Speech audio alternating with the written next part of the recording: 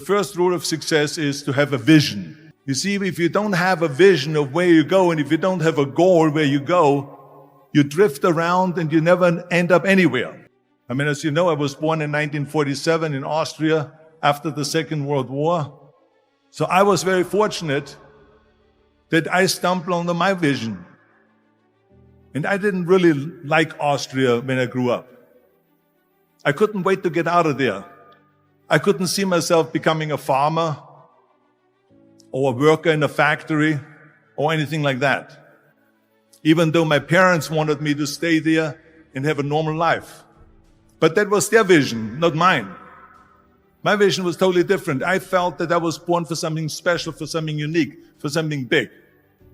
Then one day I went to school. I remember I was 11 years old. And they showed a documentary about America.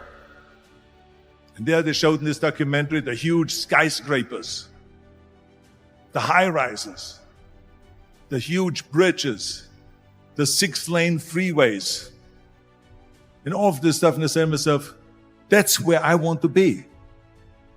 I don't want to be around here with these little farmhouses and these little buildings. I want to be in America. One day after school, I walked by a store in Graz. So I went inside and I looked around, and then I saw a magazine. I saw a bodybuilding magazine that had Reg Park on the cover. Reg Park was then a 3-time Mr. Universe. And I saw him on the big screen as Hercules. I read that and I said to myself, wow, this is the blueprint for my life. This is exactly what I want to do. I want to become a bodybuilding champion just like Reg Park. I want to get into movies just like Reg Park. And I want to make millions of dollars and be rich and famous just like Reg Park. Do you know how great it felt that I knew where I was going? Imagine the majority of people don't know where they're going. I knew where I was going, that I'm going to become this bodybuilding champion just like him. So it was just a question of how do you do it? I was so relieved because when you have a goal, when you have a vision, everything becomes easy. So people always ask me, when they saw me in the gym in the pumping iron days, they say, why is it that you're working out so hard? 5 hours a day, 6 hours a day, and you have always a smile on your face. And I told people all the time, I said, because to me, I'm shooting for a goal. In front of me is the Mr. Universe title. So every rep that I do gets me closer to accomplishing that goal, to make this goal, this vision turn into reality. Every single set that I do, every repetition, every weight that I lift will get me a step closer to turn this goal into reality. So I couldn't wait to do another 500-pound squat. I couldn't wait to do another 500-pound bench press. I couldn't wait to do another 2,000 reps of sit-ups. I couldn't wait for the next exercise. At the age of 20, I went to London and I won the Mr. Universe contest as the youngest Mr. Universe ever. And it was because I had a goal. So let me tell you something, visualizing your goal and going after it makes it fun. You got to have a purpose no matter what you do in life.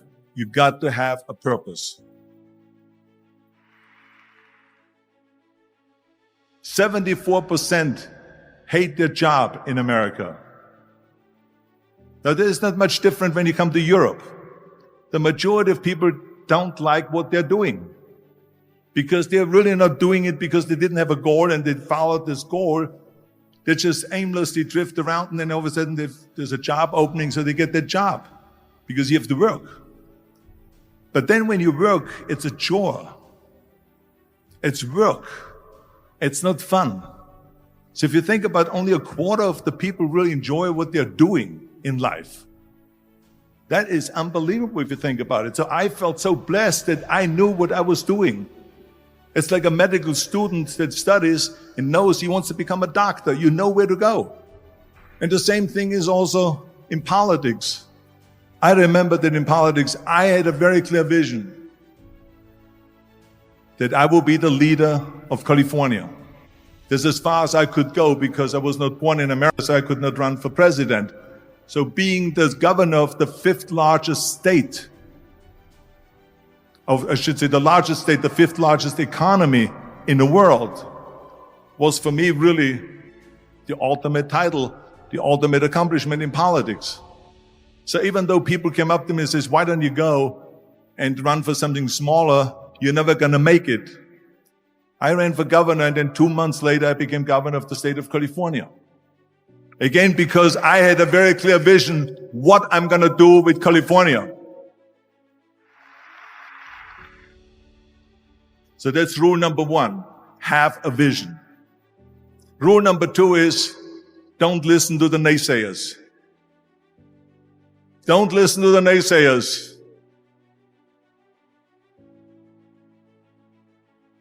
Everything I ever did, the thing that I heard out of people's mouth was, that's impossible. That can't be done. Or no. That is exactly what I heard. And of course, I proved to the people that it can't be done. So whenever someone said to me, it can't be done, I heard, it can be done. When they said no, I heard yes. And when they said it's impossible, I heard it is possible. I'm a strong believer of what Nelson Mandela said, that everything is always impossible until someone does it. Well, I'm going to be the one, I said to myself, I'm going to do it and I'm going to show it to them. Maybe it has never been done before. That's perfectly fine with me. But I'm going to do it. And I did not listen to the naysayers. It's all about the hard work that you put in. I said to myself, in bodybuilding, I worked out 5-6 hours a day. I'm going to do the same thing now for acting. And of course, I went to college to study English. I studied the accent removal, acting classes, and all of this stuff all day long. I worked and I worked and I worked.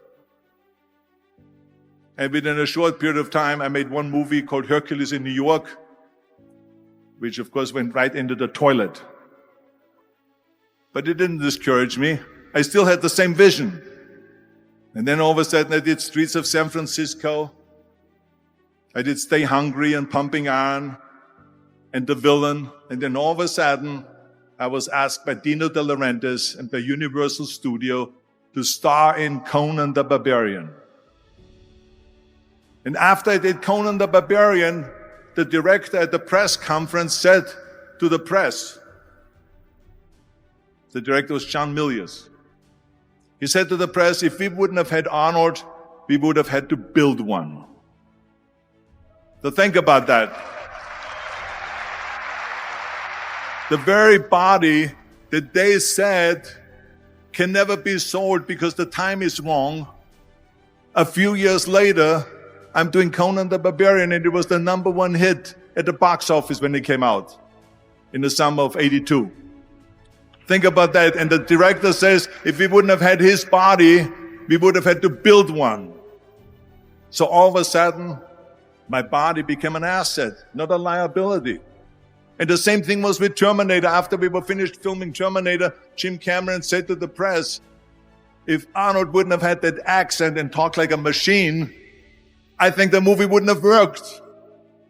So think about that. The body and the accent that they attacked was an asset. But I didn't listen to those losers. I didn't listen to them at all. It's just the reality of it is that you cannot listen to the naysayers. So this is a very important lesson for all of you. So when someone says, no, this is a stupid idea, you in your mind, you don't have to say it, but in your mind just say to yourself, you're an asshole. What do you know?